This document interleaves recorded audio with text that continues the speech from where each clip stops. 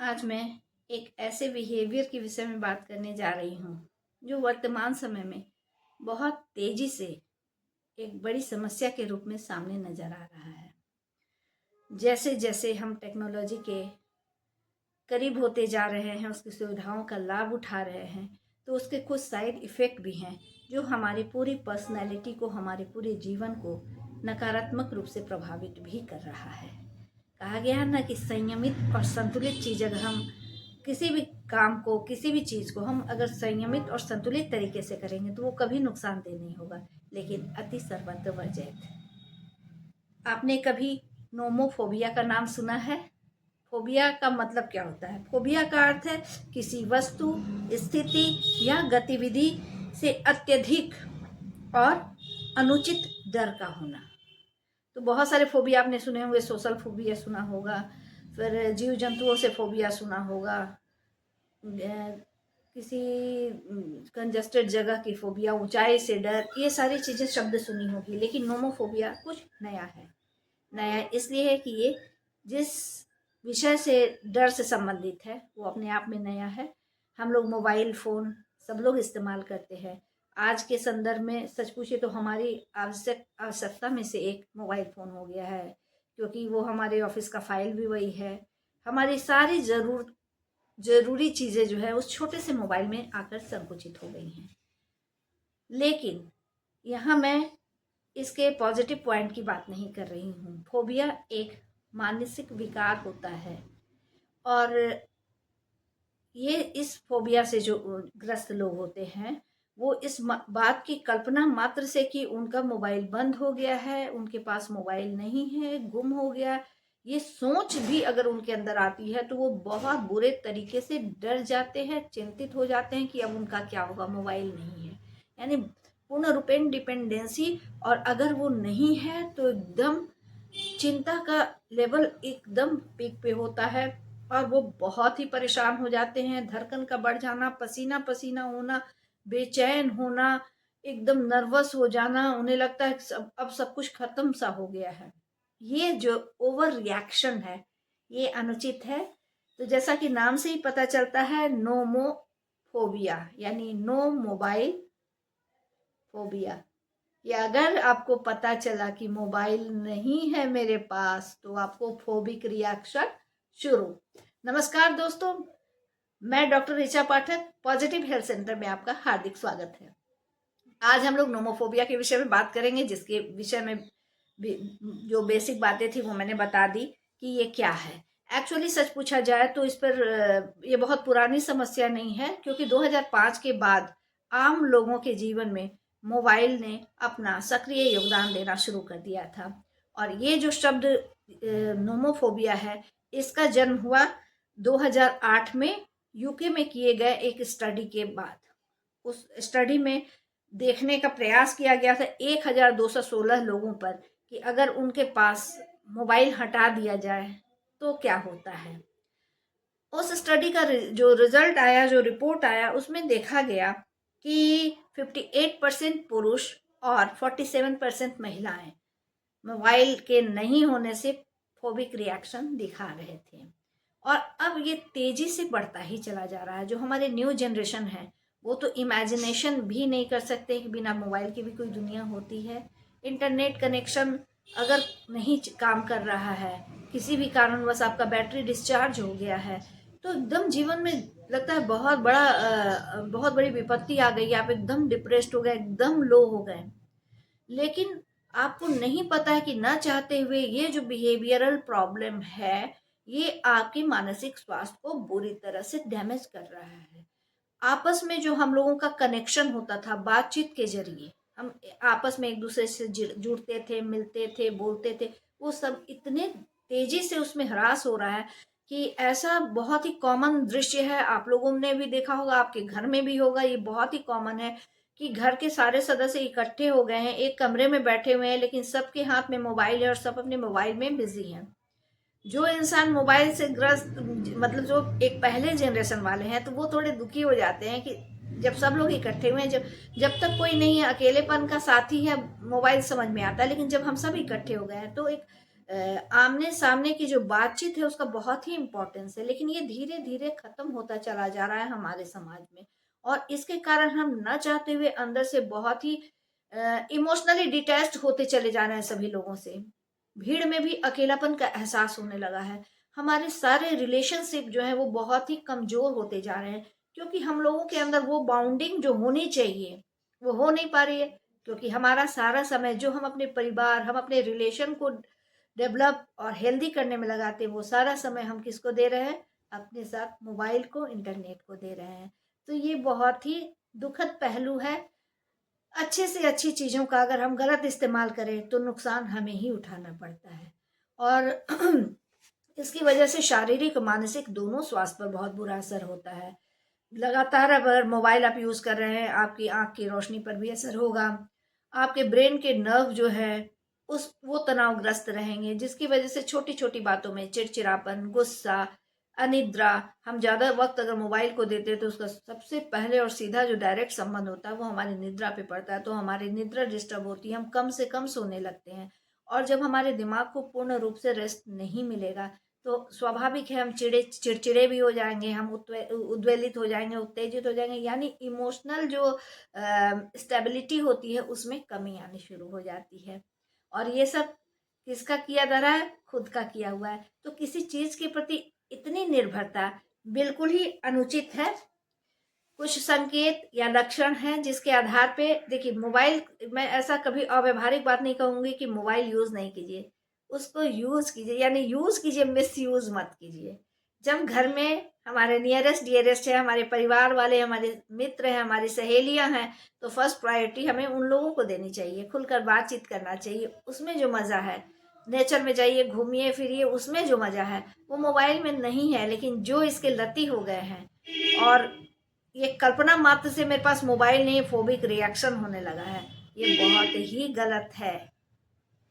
तो कैसे आखिर समझ में आए? नोमोफोबिया उन स्थितियों में पनपता है जब कोई व्यक्ति मोबाइल फोन तक पहुंच न होने का डर उसके अंदर उत्पन्न होता है, जैसा कि मैंने अभी तुरंत बताया। और ये चिंता का स्तर इतना हद तक हो जाता है कि उसमें फिजिकल और साइकोलॉजिकल समस्याएं आने लगती हैं। चिड़चिड़ापन, बहुत तेजी से नर्वस हो जाएंगे, उन्हें लगेगा। और उसका ज़्यादातर क्वेश्चन का आंसर उन लोगों ने दिया कि हम किसी से कम्युनिकेट नहीं कर पा रहे। सपोज दैट कि आप कहीं बाहर गए, ट्रैवल पे गए और आपका मोबाइल डिस्चार्ज हो गया। अब इस वजह से या हुआ नहीं, आप सोच रहे डिस्चार्ज हो गया तो क्या होगा? आप बहुत ही रूरल एरिया में हैं, आप अपने परिवार वालों को कैसे कम्युनिकेट कर पाएंगे? सब लोग की क्या स्थिति होगी? हम कैसे घर के लोगों की खोज खबर ले पाएंगे? ये सारी जो सोच है वो आपको पूर्ण रूपेण विचलित कर देता है।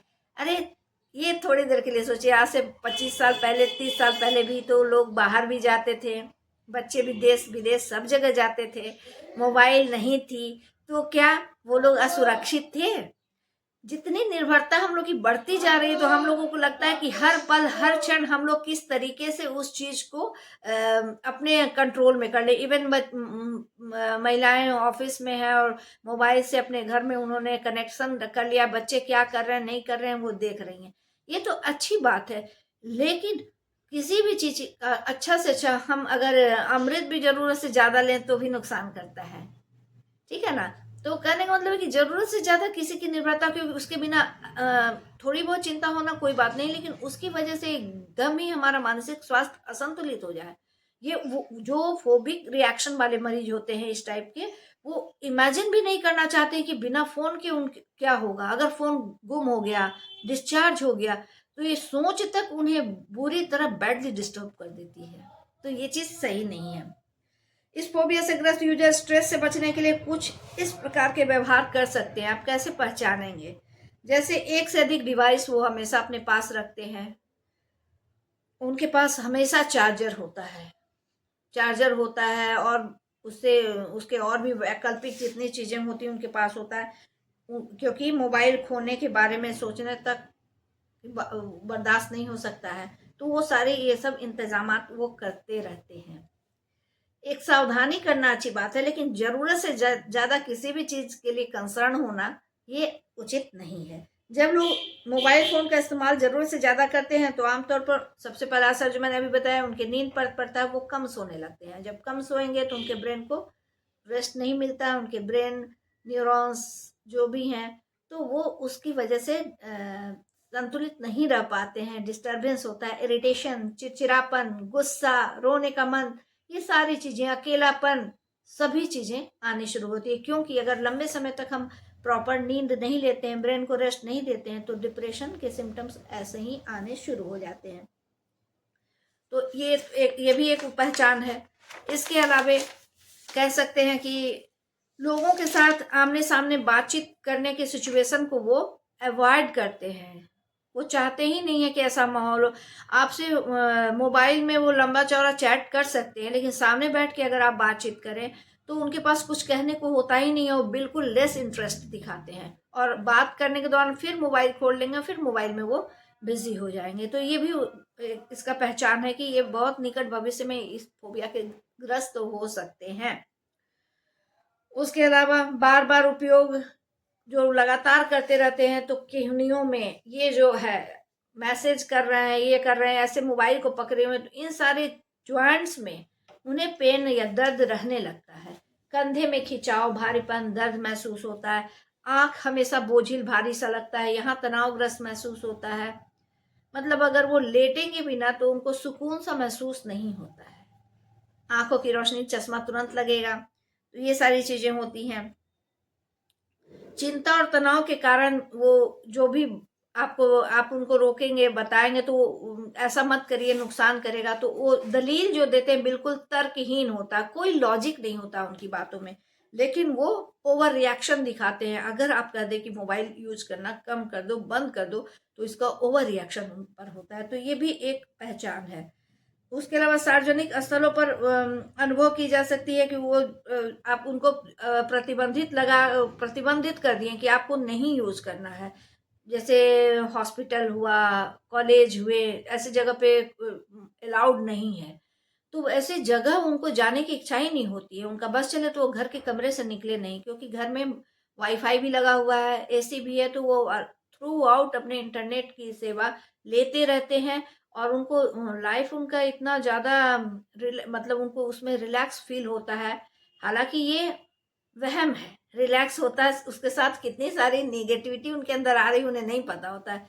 तो ऐसे लोग एकदम धीरे धीरे असामाजिक, आइसोलेटेड होने शुरू हो जाते हैं कि वो ना कभी ट्रैवल करना चाहेंगे, ना ऐसे संस्थाओं में, ऐसी जगहों में जाना चाहेंगे जहां मोबाइल यूज करना अलाउड नहीं होता है। तो इसलिए वो ज़्यादा प्रेफर करते हैं कि वो घर के अपने कमरे में ही रहें, ताकि वो मोबाइल यूज करें। तो धीरे धीरे वो बाहर भी निकलना बंद कर देते हैं। ये भी एक पहचान है कि वो भय आक्रांत हो रहे हैं कि अगर मैं बाहर गया और मुझे मोबाइल यूज करने नहीं दिया तो मैं कैसे जी पाऊंगा। ये स्थिति हो जाती है। धड़कन बढ़ जाना, पसीना आने लगना, क्या होगा मेरा, या मैं लगातार वो चैटिंग में लगे हुए हैं तो कैसे मैं रिप्लाई करूं, मैं क्या करूं, मतलब उसी के इर्द गिर्द उनका थॉट प्रोसेस जो है वो घूमता रहता है।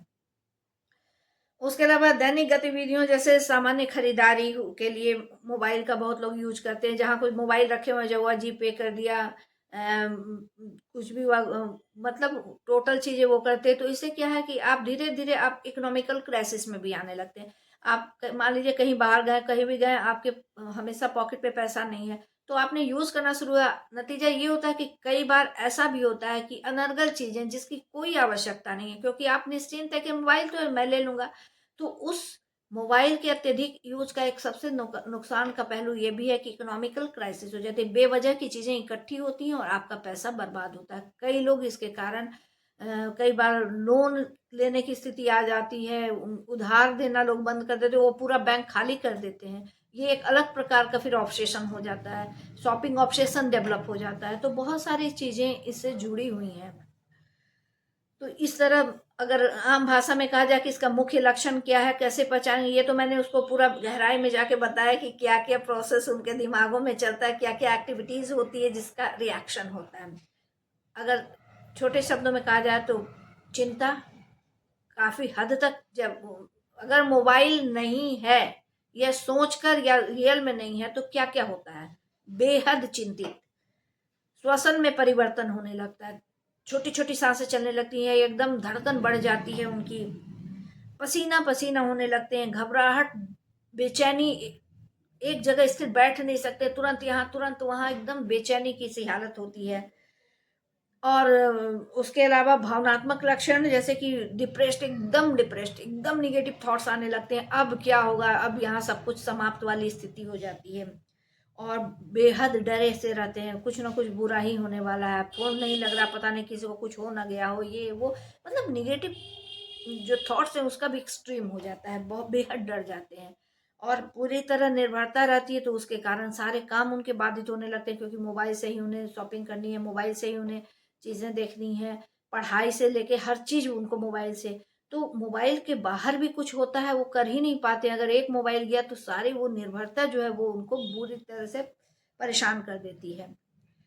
और वो इस अस्वीकार करते हैं कि ऐसा कुछ है, उनका जो सेल्फ स्टीम है एकदम लो हो जाता है, एकदम वो सोशलाइज जो कहा जाता है ना, एकदम आइसोलेटेड हो जाते हैं, लोगों से मिलना बात करना एकदम नहीं पसंद करते हैं। और उसके कारण अंदर से हमेशा अकेलापन महसूस करते हैं। तो ये है आप नो मोबाइल फोबिया या नो। इसके अगर कारण के तो है कि ज़रूरत से ज़्यादा हमने यूज किया, कारण इस पे बहुत ज़्यादा जाने की ज़रूरत नहीं है, परिस्थितियाँ ही हैं। अगर हम इस पे ट्रीटमेंट की बात करें तो शुरुआती तौर पे सेल्फ अवेयरनेस, आप इन सारी चीज़ों को देख रहे हैं कि आपके अंदर डेवलप हो रहा है, तो आप सेल्फ कंट्रोल करिए, अपने मोबाइल के आवर को कम कीजिए। जो मोस्ट इम्पॉर्टेंट चीज़ है, जो इसके बिना संभव नहीं है, बस वही कीजिए। बाकी समय में आपको मोबाइल अपने से दूर रखना है, धीरे धीरे ये आपकी हैबिट बन जाएगी। एक बुरी हैबिट को छोड़ने के लिए एक अच्छी हैबिट, ठीक है। तो कुछ उसकी जगह पे जब आप मोबाइल देखते हैं, कोई अच्छी सी मूवी देखिए, आप अच्छी सी किताब पढ़िए, कहीं बाहर घूमने जाइए, धीरे धीरे अच्छी आदत पड़ जाएगी। लेकिन अगर स्थिति सीवियर होती जा रही है, ऐसे कंडीशन में काउंसलिंग, सीबीटी होता है, कॉग्निटिव बिहेवियर थेरेपी बहुत अच्छा होता है। इसके अलावा ईएमडीआर भी एक साइकोथेरेपी का टाइप है। साथ में मेडिसिन, एंटी डिप्रेसेंट, एंजियोलाइटिक जो आपकी चिंता को कम करता है, एंटी डिप्रेसेंट, तो ये सारी आपको सकारात्मकता की ओर आगे ले जाएंगे, जिससे आप सही डिसीजन ले पाएंगे। इसके अलावा एक और थेरेपी होती है रियलिटी थेरेपी, साइकोथेरेपी का ही एक टाइप है, ये भी काफ़ी कारगर साबित होता है। लेकिन उससे भी अगर सीवियर कंडीशन है तो इसमें न्यूरो साइको फार्माकोलॉजी फायदेमंद होता है।